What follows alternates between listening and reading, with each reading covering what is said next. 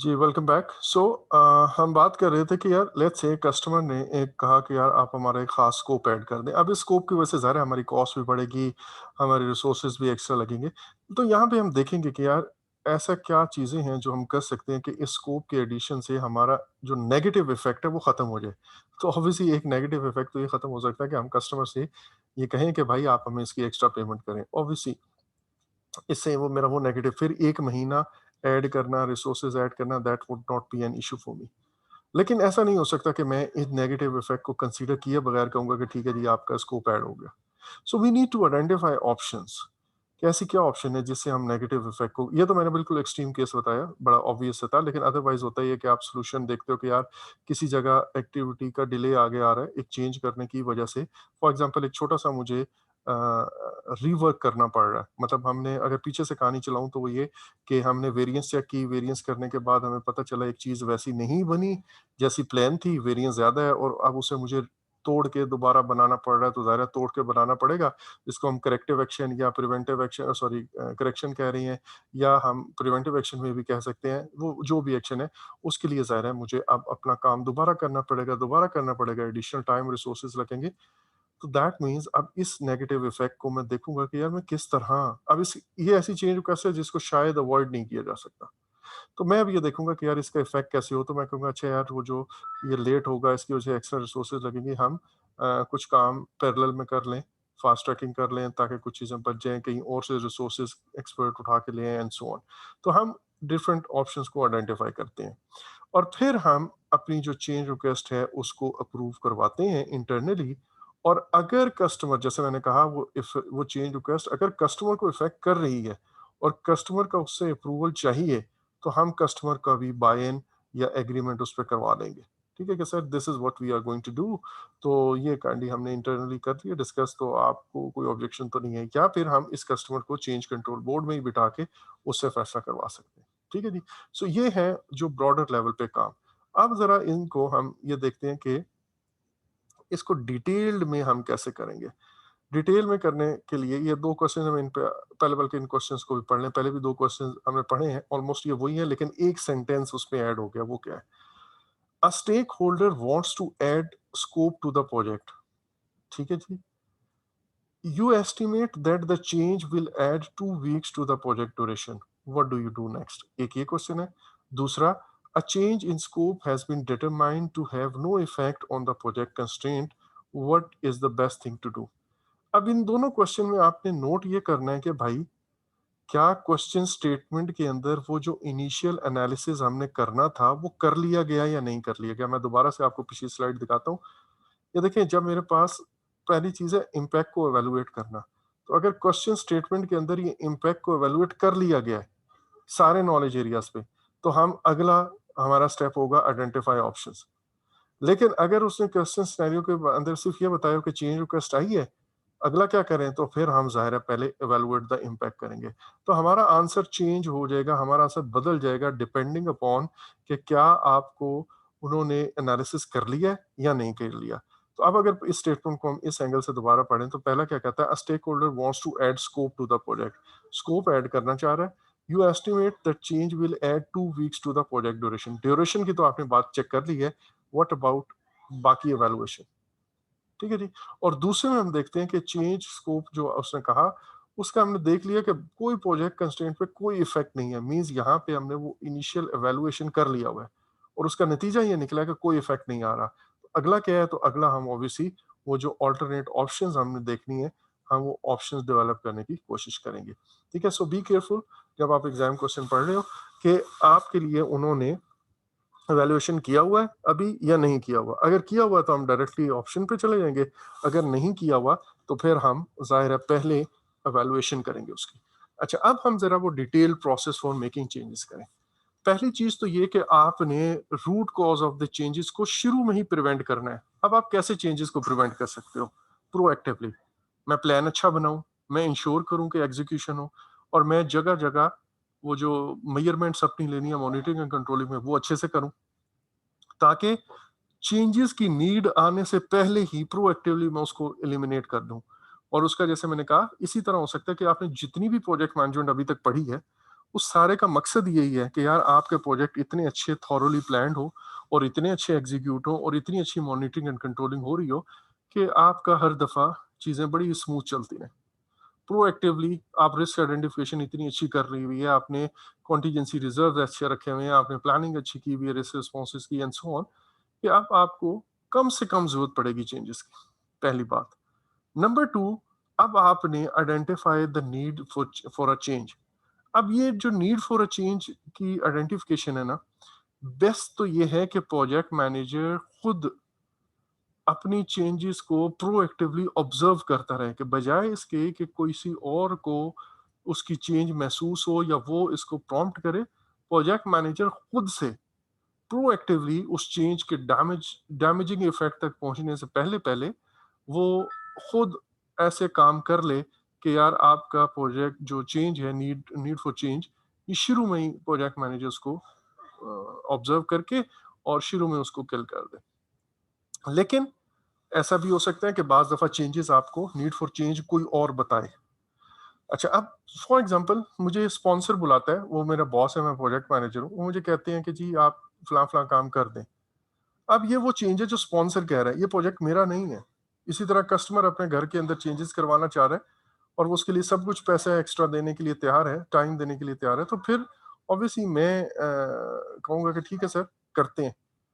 लेकिन हम ऐसे ज़बानी नहीं कहेंगे करते हैं, रादर वी वुड से ठीक है सर, इसको ना हम यूँ करते हैं, इसका एक चेंज रिक्वेस्ट फिल करके, फॉर्म फिल करके हम ना उसमें डाल देते हैं। अब अगली चेंज कंट्रोल मोड मीटिंग है, उसमें बुला लेते हैं ताकि सारों का अप्रूवल आ जाए। सो अब हो सकता है कि प्रोजेक्ट मैनेजर खुद उनके बिहाफ पे चेंज रिक्वेस्ट फॉर्म फिल कर रहा हो, या वो आपको फिल करके दे दें, या कोई और स्टेक होल्डर जिनको आपने बताया हुआ कि भाई ये चेंज रिक्वेस्ट है, अगर आपने करनी है तो ये फॉर्म फिल करेंगे। अब मोस्ट प्रोबेबली होगा ये कि अगर जो स्कोप को देख रहा है, जो भी शख्स स्कोप को देख रहा है, वो जब स्कोप से रिलेटेड चेंज रिक्वेस्ट लेके आएगा, तो पहली चीज़ आपने देखनी है कि उसी स्कोप नॉलेज एरिया के अंदर क्या-क्या इफ़ेक्ट आएँगे। या वो स्केड्यूल से रिलेटेड अगर आपको चेंज रिक्वेस्ट लेके आया है, तो अभी मैंने आपको पिछली स्लाइड पे एग्ज़ाम्पल दी। तो पहला काम हम ये देखना चाहेंगे कि स्केड्यूल के अंदर मेरी चेंजेस का क्या इफ़ेक्ट आएगा? लाइक एक एक्टिविटी को मैं 3 दिन आगे लेके जा रहा हूँ या 5 दिन आगे लेके जा रहा हूँ। क्या वो एक्टिविटी क्रिटिकल पाथ पे है या नहीं है? क्या वो एक्टिविटी को आगे जाने से मेरे प्रोजेक्ट के ड्यूरेशन को कोई फ़र्क पड़ेगा या नहीं पड़ेगा? ओवरऑल कोई चीज़ इम्पैक्ट हो रही है प्रोजेक्ट ड्यूरेशन के लिहाज से या नहीं हो रही है? कोई माइलस्टोन तो दरमियान में लेट नहीं हो जाएगा या मिस नहीं हो जाएगा and so on. So either project manager खुद वो चेंज रिक्वेस्ट इनिशिएट कर रहा हो, या किसी और मेंबर की तरफ से आ रही हो, तो जिस भी एलिमेंट से रिलेटेड चेंज रिक्वेस्ट है, पहला काम ये किया जाता है कि हम उसी नॉलेज एरिया पर उस चेंज का ओवरऑल इफेक्ट देखते हैं। जैसे मैंने कहा, स्कोप के अंदर है तो बाकी स्कोप पे क्या इफेक्ट पड़ रहा है, स्केड्यूल के अंदर है तो पूरे स्केड्यूल प्रोजेक्ट ड्यूरेशन पे क्या इफेक्ट पड़ रहा है, पहले हम ये देखेंगे। तो ज़ाहिर है, अगर तो आपके मतहत कोई सबऑर्डिनेट या कोई ऐसा स्टेक होल्डर जो आपके लिए ये काम कर सकता है, वो करके आपको खुद बताएगा कि sir I am proposing a change, और ये मैंने चेंज रिक्वेस्ट फॉर्म फिल कर लिया, और जनरली ये चेंज रिक्वेस्ट फॉर्म के ऊपर ये लिखा होता है इस तरह का कि आप चेंज रिक्वेस्ट लिखे हो और आगे आप देते हो कि क्यों ये चेंज रिक्वेस्ट चाहिए, and then possible areas which it can effect. तो उसमें ऑब्वियसली वो नॉलेज एरिया सबसे पहले आता है जो इसको इफेक्ट कर सकता है। अच्छा, अब दूसरी चीज़ है कि जब आप वो साहब खुद या प्रोजेक्ट मैनेजर उस पर्टिकुलर नॉलेज एरिया के अंदर उसका इफेक्ट देख रहे हैं, और वो आपको इनिशिएट करके देंगे फिर चेंज रिक्वेस्ट। अब फॉर्मली चेंज रिक्वेस्ट इनिशिएट होगी, तो उसके अंदर आप वो फॉर्म फिल करेंगे जैसे मैंने आपको कहा। गोइंग बैक, मैं आपको 3 स्टेप जल्दी से ये याद करवा दूँ साथ के साथ, इट्स बेटर कि हम याद कर लें। एक तो ये है कि प्रोएक्टिवली आप प्रिवेंट करें root cause of the changes, जैसे मैंने कहा, प्लान अच्छा बनाएँ, मॉनिटरिंग अच्छी करें, एग्जीक्यूटिंग अच्छी करें, रिस्क आइडेंटिफिकेशन और सारा कुछ। उसके बाद है नीड फॉर चेंज को आप खुद प्रोएक्टिवली देखें। फिर जब आपको लगे या आपको कोई प्रॉम्प्ट करे खुद कि यार ये चेंज रिक्वेस्ट चाहिए, तो वो जो भी है वो अपने रिस्पेक्टिव नॉलेज एरिया के अंदर वो चेंज रिक्वेस्ट जज करके या उसको एस्टिमेट लगा के आपके पास आएगा मोस्ट प्रॉब्ली। सर ये एक्टिविटी ऐड करनी है और इसका ना कोई ज़्यादा इफेक्ट नहीं है ओवरऑल ड्यूरेशन पे, मैंने चेक कर लिया। हम कहते हैं ठीक है, आप चेंज रिक्वेस्ट क्रिएट करें और चेंज रिक्वेस्ट सबमिट करा दें। अब वो जब चेंज रिक्वेस्ट सबमिट होगी, तो यहाँ से आपको मैंने कहा कि तमाम चेंज रिक्वेस्ट कहाँ जाएँगी?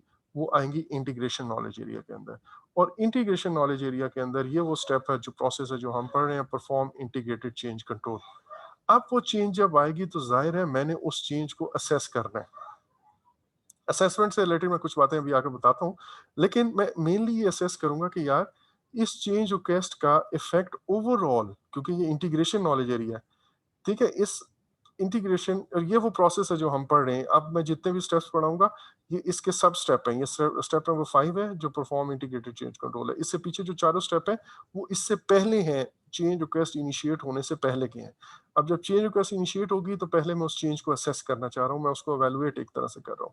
तो मैंने आपको कहा कि मैं अब तमाम नॉलेज एरियाज़ पे उसके इफ़ेक्ट देखूँगा, क्योंकि मैं इंटीग्रेशन कर रहा हूँ। सिर्फ ये नहीं कि टाइम बढ़ रहा है, सिर्फ ये नहीं कि रिसोर्स स्कोप हो रहा है, मैं उसका इफ़ेक्ट रिसोर्सेज़ पे भी, कोई रिस्क है उस पे भी, प्रोक्योरमेंट पे कोई इफ़ेक्ट आ रहा है, स्टेक होल्डर की एंगेजमेंट पे या उस पे कोई फ़र्क आ रहा है, कस्टमर की सैटिस्फैक्शन पे आ रहा है। तो मैं सब के सब कंस्ट्रेंट्स एंड नॉलेज एरियाज़ पे उसका इफ़ेक्ट ज़रूर देखूँगा, और यही इंटीग्रेशन है। अच्छा, अब इसके लिए कुछ जनरल गाइडलाइंस हैं कि जब भी आपके पास चेंज रिक्वेस्ट आए, 2-3 बातें आपने लाज़मी चेक करनी है, वो क्या? एक बात ये कि यार आपको जो फ़रमाइश की गई है, जो चेंज रिक्वेस्ट की गई है, क्या वो आपके प्रोजेक्ट चार्टर के अंदर? अगर वो हमारे प्रोजेक्ट के स्कोप से या चार्टर के उससे बाहर जा रहा है, कोई ऐसी बात है जिसके लिए मुझे ऑथराइज़ ही नहीं किया गया, तो मैं वो चेंज रिक्वेस्ट नहीं एंटरटेन कर सकता, एक बात। इसी तरह अगर वो प्रोजेक्ट जो चेंज है वो महज़ फ़रमाइशी है और उसका मेरे प्रोजेक्ट के ऊपर कोई बेनिफिट नहीं नज़र आ रहा मुझे, कि यार अच्छा ठीक है, ये कर तो लेंगे लेकिन क्यों करेंगे? इससे क्या होगा? कौन-सा प्रोजेक्ट ऑब्जेक्टिव अचीव होगा? अगर वो हमारे प्रोजेक्ट के ऊपर कोई कंट्रीब्यूशन नहीं है, उसका कोई बेनिफिट नहीं दे रहा, ऑब्वियसली ऐसी चेंज को भी मैं एंटरटेन नहीं करूँगा। एक और चीज़ है, वो आगे किसी जगह पे आगे आएगी अभी, वो ये कि ऐसी तमाम चेंज रिक्वेस्ट जो किसी ऐसे काम से रिलेटेड है जिसके लिए मैंने ऑलरेडी कॉन्टिजेंसी रिजर्व्स रखे हुए हैं, तो बेसिकली मैं उसके लिए भी कोई चेंज रिक्वेस्ट अप्रूव नहीं करूँगा।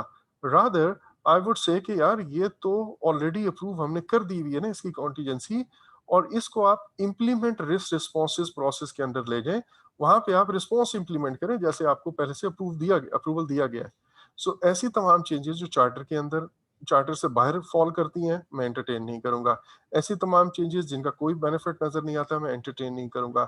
ऐसी तमाम चेंजेस जिसके लिए already contingency plans and contingency reserve approve हुए हैं, वो किया गया, तो उसको भी मैं perform integrated change control process के तहत करने की बजाय इम्प्लीमेंट रिस्क रिस्पॉन्सेज के अंदर ले जाऊंगा। अच्छा, देन अब मेरे पास वो आ गई और मैं अब ऑप्शंस को, ऑल्टरनेट ऑप्शंस को देख रहा हूँ कि यार मैं किस तरह से ये जो इफ़ेक्ट आ रहे हैं, पॉसिबल इफ़ेक्ट मेरे प्रोजेक्ट के ऊपर, डिफरेंट कंस्ट्रेंट के ऊपर, मैं इस चेंज रिक्वेस्ट के इन नेगेटिव इम्पैक्ट्स को किस तरह मिनिमाइज़ कर सकता हूँ, या मैं इन इफ़ेक्ट्स को किस तरह रिड्यूस कर सकता हूँ। अच्छा, समटाइम्स होता ये है कि जो चेंज के पॉज़िटिव पोटेंशियल इफ़ेक्ट है ना, वो इतने ज़्यादा होते हैं, हेवी होते हैं या ज़्यादा होते हैं कि उसके जो नेगेटिव इफ़ेक्ट्स हैं उनको वो सेट असाइड कर देते हैं। ठीक है? जैसे मैंने अभी कहा, एक कस्टमर है, वो मुझे रेडी है कि यार आप मुझे ना 1 महीना एक्स्ट्रा लगा के ये काम भी स्कोप के अंदर ऐड कर दो, मैं आपको इतना पे करने के लिए तैयार हूँ। Now this could be a very good profit for me. तो मेबी अब ये जो नेगेटिव 1 महीना एक्स्ट्रा काम करना है, ड्यूरेशन बढ़ाना है, I won't mind doing that thing. ठीक है जी। So sometimes it may be necessary to accept negative effects of a change if positive impact resulting from the change is more valuable to the project. खैर, अच्छा, अब ये मैंने कर लिया स्टेप पूरा, और अभी मैं एक दफा फिर आपको रिवाइज, मैं ये चाहता हूँ कि आप साथ के साथ रिवाइज हो, इसलिए ना मैं बताता चल जा रहा हूँ, तो कोशिश करें आप इसमें पार्टिसिपेट कर लें, अगर अनम्यूट कर सकते हैं तो कर लें। सो पहली बात, अब हम 2 एक्शंस या 2 स्टेप्स में कर रहे हैं चीज़ों को। एक वो एक्शंस हैं जो चेंज रिक्वेस्ट इनिशिएट होने से पहले हैं, वो क्या है? Avoiding the change through proactive planning, good project planning, good execution. उसके तहत हम कोशिश करें कि चेंज की ज़रूरत ही महसूस ना हो। दूसरा ये है कि आपको चेंज की नीड आइडेंटिफाई करें। अब वो खुद करें या आपको कोई करवाए। और फिर जनरली होता ये है कि जो भी चेंज इनिशिएट कर रहे हैं वो कम से कम उस नॉलेज एरिया में उसका एनालिसिस करके उसका इफेक्ट देख के आता है, और फिर आपको वो एक चेंज रिक्वेस्ट इनिशिएट करता है एक फॉर्म के ऊपर। 4 स्टेप्स ही हो गए। जैसे ही वो रिक्वेस्ट इनिशिएट होती है तो हम आते हैं perform integrated change control process में, पीआईसीसी के अंदर। और पीआईसीसी के अंदर हम क्या करते हैं, अब हम अभी हमने जो पिछली स्लाइड पे इसको देखा, वो हम पीआईसीसी में यहाँ पे एंटर हुए। और पहला काम हमने किया कि हम अपनी चेंजेस को असेस कर रहे हैं।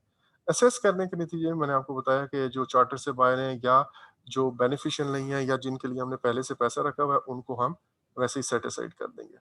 अच्छा, अब और फिर हम देखेंगे कि उस चेंज का हमारे पास बाकी जितने भी नॉलेज एरियाज़ हैं, उस पे इफ़ेक्ट क्या आ रहा है। अब बाकी नॉलेजेस पे जब हम असेसमेंट कर लेते हैं, तो फिर अब हम उसकी नेगेटिव इफ़ेक्ट्स जितने भी हैं, जिस-जिस नॉलेज एरिया पे है, वी वुड ट्राई कि यार उनको किस तरह मिनिमाइज़ किया जा सके। ठीक है? हम ऐसी ऑप्शंस या चॉइसेस ढूँढना चाहेंगे कि हम नेगेटिव इम्पैक्ट को मिनिमाइज़ करें। और इसमें जैसे मैंने आपको कहा कि समटाइम्स आप नेगेटिव इफेक्ट को एक्सेप्ट कर लेते हो बिकॉज़ उसके पॉजिटिव इफेक्ट इतने ज़्यादा होते हैं कि आप कहते हो नेगेटिव इफेक्ट्स की हमें परवाह नहीं है। और इसके लिए ज़ाहिर है वो अल्टरनेटिव एनालिसिस और कॉस्ट बेनिफिट एनालिसिस, वो जो टूल्स एंड टेक्निक्स आपने पढ़ी हुई है, वो हम ज़रूर मतलब यूटिलाइज़ करेंगे। अल्टरनेटिव एनालिसिस जिसमें ये काम इस तरह करें तो ये हो जाएगा और इस तरह करेंगे तो ये हो जाएगा एंड सो ऑन। अच्छा, अब जब मेरे पास एनालिसिस हो जाता है तो नाउ जस्ट इमेजिन कि प्रोजेक्ट मैनेजर के पास एक स्केड्यूलर आया। स्केड्यूलर से मुराद वो जो स्केड्यूल मैनेजर होता है जनरली, स्केड्यूलर उसको कहते हैं।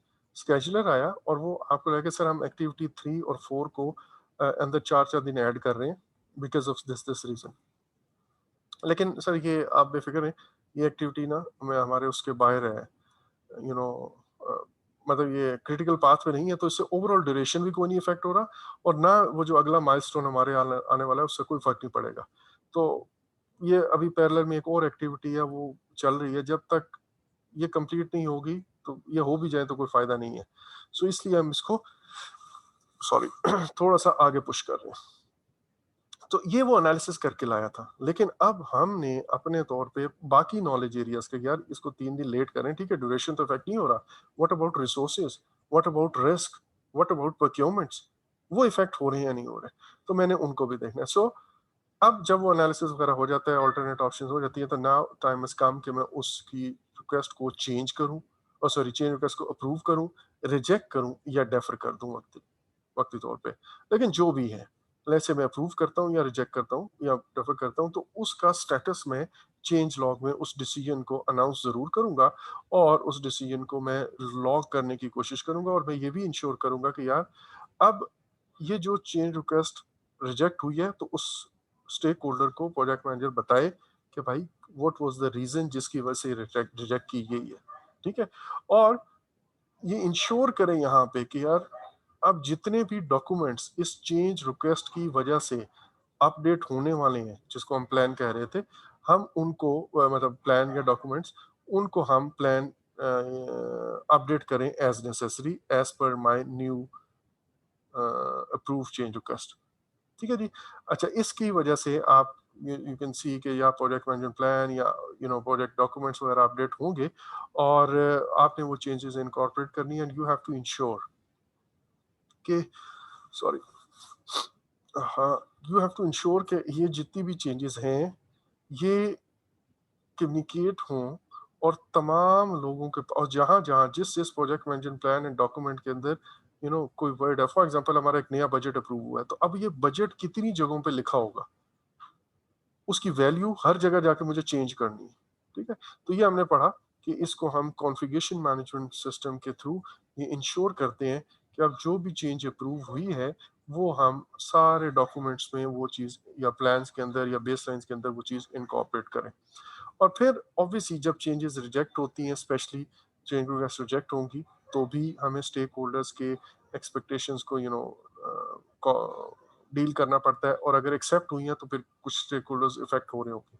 और ये वो चीज़ है जो मैंने अभी कॉन्फ़िगरेशन मैनेजमेंट प्लान के थ्रू कही कि हम उन सारी चीज़ों को कन्वे करेंगे, जो लोग इफेक्ट हुए हैं, जो काम इफेक्ट हुए हैं, जो पैराग्राफ या प्लान इफेक्ट हुए हैं, वहाँ पे हम ये इनकॉर्पोरेशन करते हैं। एंड देन फाइनली अब मेरे पास नए प्रोजेक्ट मैनेजमेंट प्लान या नए प्रोजेक्ट डॉक्यूमेंट्स के मुताबिक मैं अपनी चेंजेस को इम्प्लीमेंट करवाऊँगा और वो मैंने आपको बताया कि ये 3 जगहों पे जारी होती है। एक है direct and manage project work, manage and direct, direct and manage project work. और एग्जीक्यूटिंग के अंदर कि अब हम नए प्लान के मुताबिक काम करेंगे। एक मैंने आपको कहा क्वालिटी के अंदर कंट्रोल क्वालिटी की जाती है कि अब भाई आपके पास जो चीज़ें बन के आए उसको इस नए प्लान के मुताबिक चेक करें, और अगर कोई चीज़ बाहर से उसकी वजह से इफेक्ट हो रही है तो कंट्रोल प्रोक्योरमेंट में भी इसका फीडबैक जाएगा। तो ये है ओवरऑल प्रोसेस मेरा परफॉर्म इंटीग्रेटेड चेंज कंट्रोल का।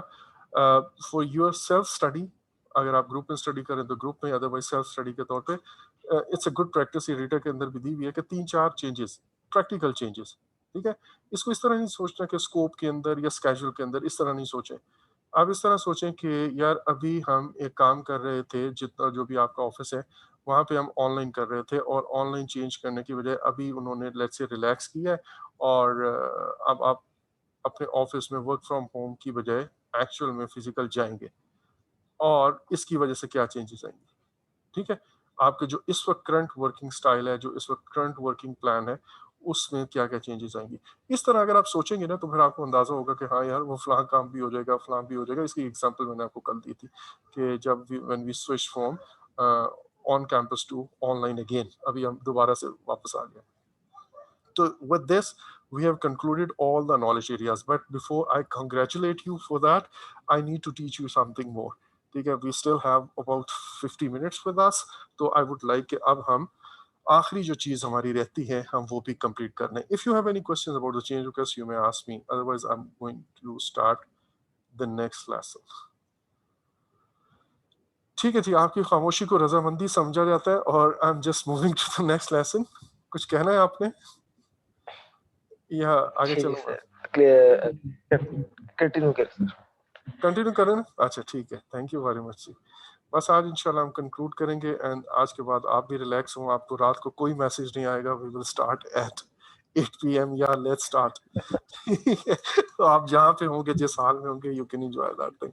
अच्छा जी, अब एक चीज आती है जी, professional and social responsibility. PMI का एक स्टैंडर्ड है, और उस स्टैंडर्ड को वो कहता है स्टैंडर्ड ऑफ प्रोफेशनल एंड क्या कहते हैं, standard of ethical and professional conduct, किस तरह का उसका नाम है, सॉरी अभी मैंने से निकल गया। अच्छा, उस स्टैंडर्ड के मुताबिक प्रोजेक्ट मैनेजमेंट प्रोफेशनल्स जो हैं, जो भी प्रोजेक्ट मैनेजमेंट लोग प्रोजेक्ट मैनेजमेंट की इंडस्ट्री से लिंक्ड हैं, उनके बारे में प्रोजेक्ट पीएमआई एक्सपेक्ट ये करता है कि यार वो एक खास किस्म का ethical, professional and social conduct जो है ना वो दिखाएंगे, वो उसके नीचे नहीं गिरेंगे, ठीक है। अच्छा, जैसे मैं आपको एक एग्जांपल दूं, अगर मैं आपको ये कहूं कि आप में से अगर, sorry I am sorry if someone is among a lawyer from you, ठीक है। अगर मैं कहूँ कि पाकिस्तान में लॉयर्स के बारे में आपका क्या ख्याल है, पाकिस्तान में मैं कह रहा हूँ, ठीक है, otherwise this is a very sacred profession, अभी जो करंट सिनेरियो है। अच्छा, इसी तरह मैं आपसे कहूँ यार आपके टीचर्स के बारे में, मैं खुद एक टीचिंग अभी उसमें टीचिंग प्रोफेशन के बारे में क्या ख्याल है। अगर मैं आपको कहूँ आप यंग डॉक्टर्स हैं तो आपके जहन में क्या इंप्रेशन आता है। सो यू सी, हर प्रोफेशन से रिलेटेड जो लोग होते हैं, वो अगर ओवर द पीरियड एक खास किस्म का कंडक्ट रखते हैं ना, तो उस कंडक्ट के नतीजे में उनकी एक खास रेप्यूट बनती है, और that may bring a good name to that profession, और that may bring a bad name to that profession, ठीक है। तो इस पर्सपेक्टिव को सामने रखते हुए पीएमआई ये कहता है कि यार जो पीएमपी सर्टिफाइड लोग होंगे, वो ज़ाहिर है फिर प्रोजेक्ट मैनेजमेंट इंडस्ट्री को या प्रोजेक्ट मैनेजमेंट प्रोफेशन को रिप्रेजेंट कर रहे होंगे। सो दे एक्सपेक्ट कि यार उनको कम से कम जो basic level of professional and ethical conduct है उसके बारे में कुछ ना कुछ पता हो। ये ना हो कि वो खुद अपने बैड कंडक्ट की वजह से इस पूरे प्रोफेशन का नाम डुबोए। ठीक हो गया जी। अब ये क्या चीज़ होती है और कैसे करते हैं, इसके बारे में हम कुछ बातें पढ़ते हैं।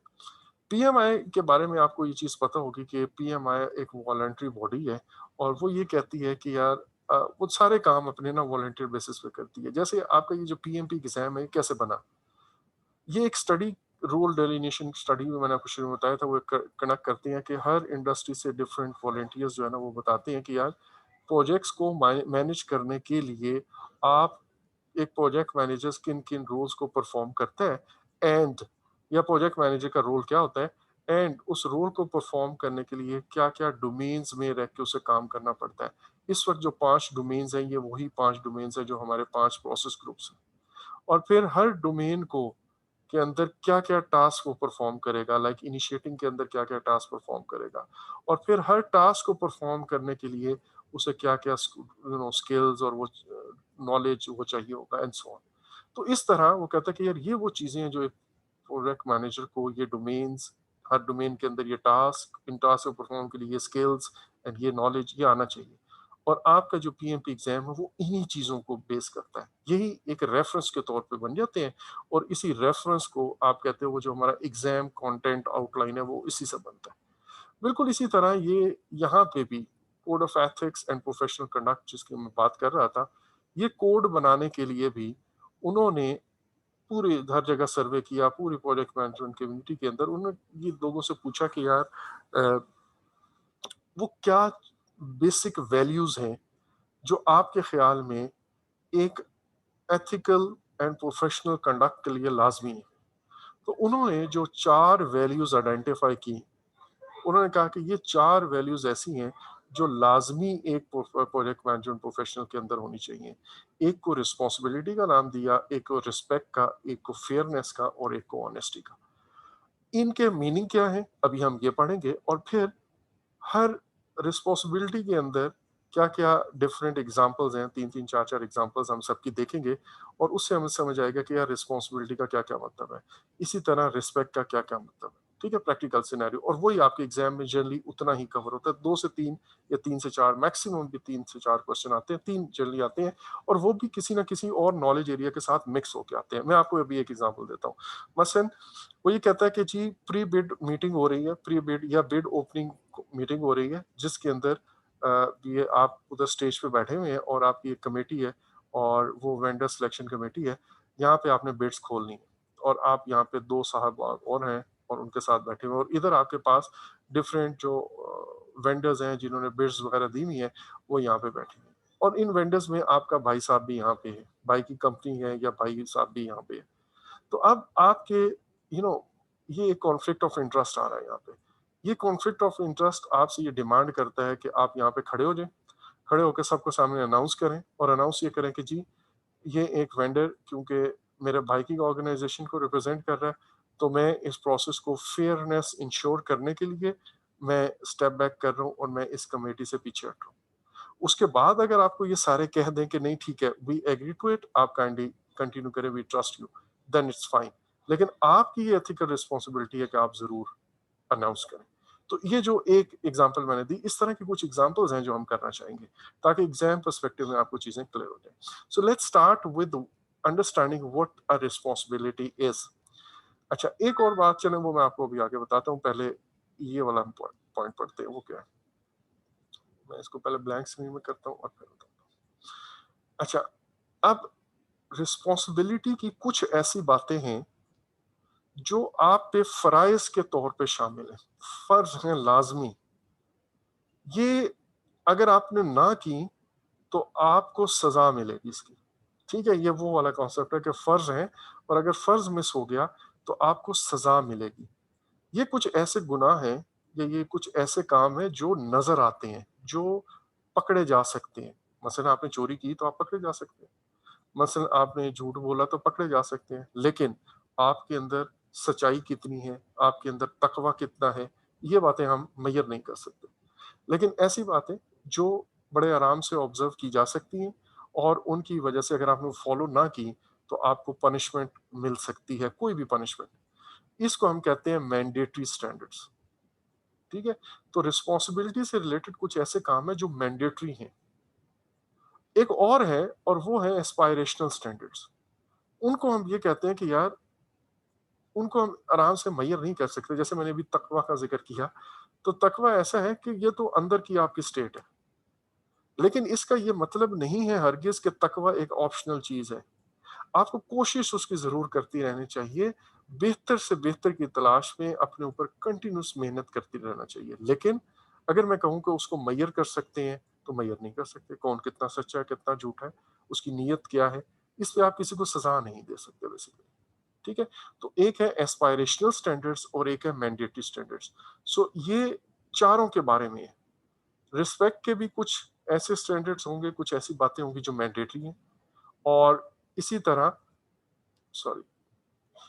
और इसी तरह फेयरनेस में भी कुछ ऐसी बातें होंगी जो मैंडेटरी होंगी और कुछ ऐसी होंगी जो एस्पायरेशनल है। एस्पायरेशनल का मतलब हरगिज ऑप्शनल नहीं है। ये मैंने आपको दोबारा बताया कि ईमान की बढ़ोतरी ये ऑप्शनल नहीं है, ये लाजमी हिस्सा है, लेकिन इसको आप मेजर नहीं कर सकते ऐसा। इसी तरह ऑनेस्टी के अंदर भी आपने कुछ आपके मैंडेटरी चीजें हैं और कुछ आपकी एस्पायरेशनल है। तो ये अभी आपको स्क्रीन पे जो नजर आया था वो ये बात थी कि हम कुछ हमारे मैंडेटरी कंडक्ट में आती हैं बातें, वो लाजमी है, ये वो एस्टैब्लिश फर्म रिक्वायरमेंट्स हैं, बिल्कुल क्लियर कट।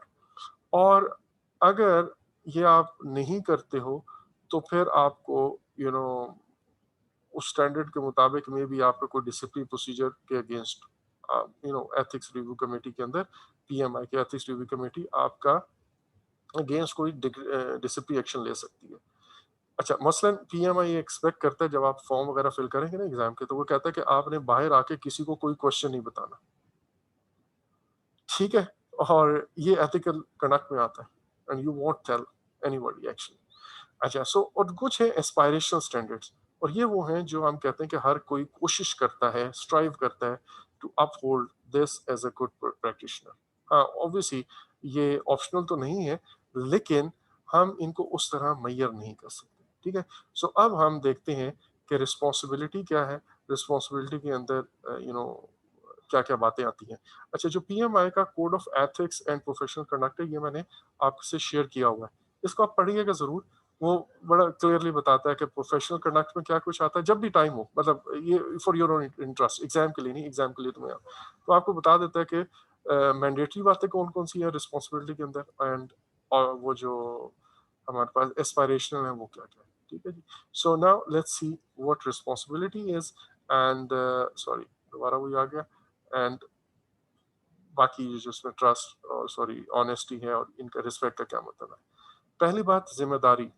किस चीज की जिम्मेदारी? ओनरशिप लेना। और किस चीज की ओनरशिप लेना? वो तमाम फैसले जो आप करेंगे प्रोजेक्ट के ऊपर या आपने किए हैं, या फिर ऐसे तमाम फैसले जो आपने करने थे but you fail to do that. तो जिम्मेदारी लें, चाहे आप कोई एक्शन लेते हैं या you fail to do that, उसकी जिम्मेदारी फिर आप लेंगे कि यार yes it is my fault. अच्छा, उसके बाद एक्शंस वी टेक और फेल टू टेक। ना सिर्फ डिसीजंस बल्कि एक्शंस भी, वो तमाम एक्शन जो आप लेते हैं या यू फेल टू टेक और उसकी वजह से कुछ होता है, उसके जो कॉन्सिक्वेंसेज हैं, चाहे डिसीजन लिया था गलत या सही उसका जो कॉन्सिक्वेंस है, या डिसीजन नहीं ले सके उसका कोई कॉन्सिक्वेंस है, या एक्शन लिया है उसका कोई कॉन्सिक्वेंस है, या एक्शन नहीं ले सके उसका कोई कॉन्सिक्वेंस है, उसकी भी जिम्मेदारी आप लेंगे। तो ये है रिस्पॉन्सिबिलिटी से मुराद। इसके आगे हम कुछ एग्जांपल्स करेंगे, पहले एक दफा डेफिनेशन सारी देख लें। फिर आता है रिस्पेक्ट। रिस्पेक्ट का मतलब ये नहीं है कि जी दिले क्या वो पता नहीं कौन सा माल और दिले बेरहम, वो वाला सीन ना हो, ठीक है? आपने एक रिस्पेक्ट शो करनी है अपने लिए भी, अपनी भी रिगार्ड करें, दूसरों की भी करें, और जो रिसोर्सेज आपको दिए वो माले मुफ्त दिले बेरहम वो ना हो, आप उसका बेड़ा गर्क करके ना रखें। यू मस्ट रियलाइज कि यार ऑर्गेनाइजेशन की रिसोर्सेज भी आपकी रिसोर्सेज है, ठीक है? इसी तरह एक वो जो मैंने आपको एग्जांपल दी थी प्रोक्योरमेंट में कि यार आपका जो वेंडर है वो प्रॉफिट कमाने आया है, वो भी एक खास मकसद से आया है, उसको रिस्पेक्ट शो करें। और ये भी ना हो कि आप बिल्कुल जिस जिस तरह अपने लिए नहीं करते, अपने लिए करते हैं कि प्रॉफिट बचाएं और कम से कम दें, मतलब ऑब्वियसली कम से कम मींस रीजनेबल तो होना चाहिए, इसका भी हक है, उसकी रिस्पेक्ट करें, लेकिन ये भी ना हो कि उसको नवाजना शुरू कर दें, जेब से उसको ढीला भी ना दे, लेकिन क्योंकि वो कंपनी का माल है तो बस लुटाते चले जाए। तीसरा, फेयरनेस। फेयरनेस में जो मैंने अभी आपको वो एग्जांपल दी थी, क्या कहते हैं कि आप खड़े होकर बताएंगे, ऑनेस्टी और फेयरनेस, वो ऑनेस्टी और फेयरनेस में आती है। सो आपने ऑब्जेक्टिव होना है, आपने किसी को फेवर नहीं करना, जस्टिफाइड रहना है जो जो आप एक्शंस लें, ठीक है? इम्पार्शियल आपका बिहेवियर होगा। अब ये इम्पार्शलिटी से मुराद ये है कि मे बी आपका दिल कर रहा हो कि आपके इंटरेस्ट में कोई चीज़ है, आप नहीं लोगे। आप वो ये भी हो सकता है अपने किसी फ्रेंड को फेवर करना चाह रहे हो, आप नहीं करोगे। You would decide in the best interest of the project. ये रिस्पॉन्सिबिलिटी में भी आता है, आगे हम थोड़ी देर में देखते हैं। अच्छा जी, उसके बाद है ऑनेस्टी। ऑनेस्टी का मतलब ये है कि आप ऑनेस्टली जो हकीकत है, जज्बात से हटके, फेवरेटिज्म से हटके आपको जो हकीकत नज़र आ रही है उसको समझें एंड उसी के हिसाब से एक्शन लें। ये नहीं कि आपका दिल ये कह रहा है, आप किसी और को फ़ेवर करना चाह रहे हैं, ये वाला काम ना हो। तो इसमें थोड़ा-थोड़ा बारीक सा डिफ़रेंस है, मैं अभी आपको ये थ्रू एग्ज़ाम्पल्स समझाता हूँ। अब ये हम रिस्पॉन्सिबिलिटी से शुरू कर रहे हैं, रिस्पॉन्सिबिलिटी का मतलब था और जो आप डिसीजंस और एक्शंस लेते हैं या नहीं ले सकते या उनके जो कॉन्सिक्वेंसेस होते हैं एक्शन लेने के या ना लेने के, डिसीजन लेने या ना लेने के, वो रिस्पॉन्सिबिलिटी में आता है। सो आपने you must make decisions based on the best interest of the company rather than your own best interest. मसलन कल हमने लेसन लर्न में भी ये बात की थी। हो सकता है आपसे एक गलती हुई है, अब आपसे कुछ चीज मिस हो गई, मैनेजमेंट प्लान में एक खास खास पॉइंट था वो मिस हो गया। अब आप अगर इसको हाईलाइट जाके करते हो स्पॉन्सर के सामने कि सर ये मुझसे मिस हो गया, तो ऑब्वियसली स्पॉन्सर आपकी क्लास लेगा और मे भी आप अपनी जॉब भी लूज कर दें। लेकिन अगर आप ये नहीं करते तो प्रोजेक्ट का नुकसान होता रहेगा, कंपनी का पैसा ज़ाया होता रहेगा क्योंकि आप इसकी करेक्शन कर नहीं रहे और वो प्लान के अंदर वो एस्टिमेट भी नहीं आए, लोग धड़ाधड़ उसके बगैर काम किए जा रहे हैं। तो ऐसी सिचुएशन में आपने क्या कहना है कि भाई मैं इस इशू को छुपाऊंगा नहीं, इस इशू को दबाऊंगा नहीं, रादर क्योंकि ये प्रोजेक्ट को हर्ट कर रहा है, रादर मैं प्रोजेक्ट की नीड को ज्यादा वैल्यू दूंगा बनिस्बत मेरी अपने जो स्टेक्स हैं। Obviously this is easy to remember but difficult to apply. करना मुश्किल है, कहना आसान है ऑब्वियसली। ठीक है। सो अगर आपको यूं लग रहा है कि यू विल लुक बैड या आपकी जॉब चली जाएगी, लेकिन एक तरफ आपका अपना जाती नुकसान है और दूसरी तरफ प्रोजेक्ट का नुकसान है, तो यू वुड थिंक कि यार प्रोजेक्ट का बेस्ट इंटरेस्ट क्या है। As a project manager you should think about the project, not about yourself. ये बाज दफा स्पेशली आप अगर यूएन के प्रोजेक्ट कर रहे हो फॉर एग्जांपल, और आपका दिल है कि यार किसी तरह प्रोजेक्ट जो है ना 3 महीने और आगे चला जाए, तो चलो 3 महीनों की सैलरी तो लगी लगाई आ रही है ना, ये ना हो कि आप इसको इंटेंशनली प्रोजेक्ट को खींचना शुरू कर दें। ठीक है। सो इस तरह की जितनी बातें हैं वहां पे आपने देखना है कि यार नहीं, जो डिसीजंस आप ले रहे हैं उनको आपने बड़ा कंट्रोल वे में लेना है। अच्छा, उसके बाद ऐसी तमाम असाइनमेंट्स जिनके लिए आप तैयार नहीं हैं, you are not qualified for that और you just can't perform that, don't accept it. ये ना हो कि मतलब आपको यार वो एक अमेरिका के साथ एक प्रोजेक्ट आ रहा है और उसके लिए आप 2 साल के लिए अमेरिका जाओगे, तो उसके लिए ना आईटी का प्रोजेक्ट है और आपको आईटी का एबीसी भी नहीं पता, लेट्स से। ठीक है, तो आप अपने आप को कोई यार ठीक है मुझे ऑफर हो रही है मैं अवेल कर लेता हूँ, ऐसा ना हो। आप ऐसी कोई जॉब एक्सेप्ट नहीं करेंगे। It is your responsibility, ethical responsibility कि यू डिक्लेयर इट कि sir I I don't qualify for this. Again जैसे मैंने आपको थोड़ी देर पहले एग्जांपल दी, डिक्लेयर जरूर करें। एक स्मार्ट वे ये है कि आपको जैसे वो कहते हैं कि 6 महीने बाद भेजना है, तो हाँ 6 महीने में अगर आप वो जो रिक्वायर्ड स्किल्स या नॉलेज है वो गेन कर सकते हैं, तो that would be a smart way to do, तो कि इनकार भी ना करें और एट द सेम टाइम आप झूठ भी ना बोले। ठीक है। सो आप ये जरूर कर सकते हैं। तो अगर आपके पास एग्जाम के अंदर दो ऑप्शंस आती हैं कि एक ऑप्शन ये आती है, एक ऐसा सिनेरियो प्रेजेंट किया जाता है कि you don't qualify for that job, तो आपको एक ऑप्शन ये कहती है कि just declare it and don't accept. दूसरी ऑप्शन ये कहती है कि you have enough time and try to learn that thing. तो ये ज्यादा बेहतर है। बिल्कुल सर भी नहीं फाड़ना अपना, ठीक है, खुदकुशी नहीं करनी है। लेकिन अगर ये ऑप्शन नहीं है, ऐसी कोई ऑप्शन नहीं है, तो फिर डिक्लेयर करना जो है ना वो ज्यादा बेहतर है। अच्छा, अब डिक्लेयर आपने कर दिया और इवन देन अगर आपका बॉस ऑर्गेनाइजेशन के बेस्ट इंटरेस्ट को सामने रखते हुए आपको कहता है कि नहीं आप करें, तो फिर यस, दैट्स फाइन, फिर उसमें कोई इशू नहीं। अच्छा, उसके बाद इंश्योर प्रॉपर प्रोजेक्ट प्लानिंग। जो हम बार बार एक बात करते हैं कि अनरियलिस्टिक स्केजुअल प्रोजेक्ट मैनेजर की जिम्मेदारी है, वो जो पैडिंग हो रही है उसने नहीं करवानी है, प्लानिंग सही तरह से करनी है। और अगर उसे लगता है कि जब वो प्लान बना रहा है कि अनरियलिस्टिक स्केजुअल है या अनरियलिस्टिक बजट है, तो देन से इट, ही मस्ट और she must say it. Because अगर प्रॉपर प्लानिंग ही नहीं हुई और आप उस प्लानिंग के बगैर प्रोजेक्ट को स्टार्ट कर लेते हैं, तो जाहिर है आप कंपनी का बेड़ा गर्क कर देंगे, आप उस प्रोजेक्ट को नुकसान करेंगे। तो अगर आपको लगता है कि अनरियलिस्टिक कुछ हो रहा है, देन से इट। और आपने हर हाल में प्रोसीजर वही फॉलो करना है जो आपकी नज़र में बेहतरीन है। और पीएमपी एग्जाम के लिए हमारी नज़र में बेहतरीन प्रोजेक्ट मैनेज करने का तरीका वो है जो पीएमआई कहता है। तो आप प्लान बनाएं, डब्ल्यूबीएस बनाएं, रिस्क रजिस्टर बनाएं, चाहे मैनेजमेंट कहती रहे कि नहीं ये गलत है। ठीक है जी।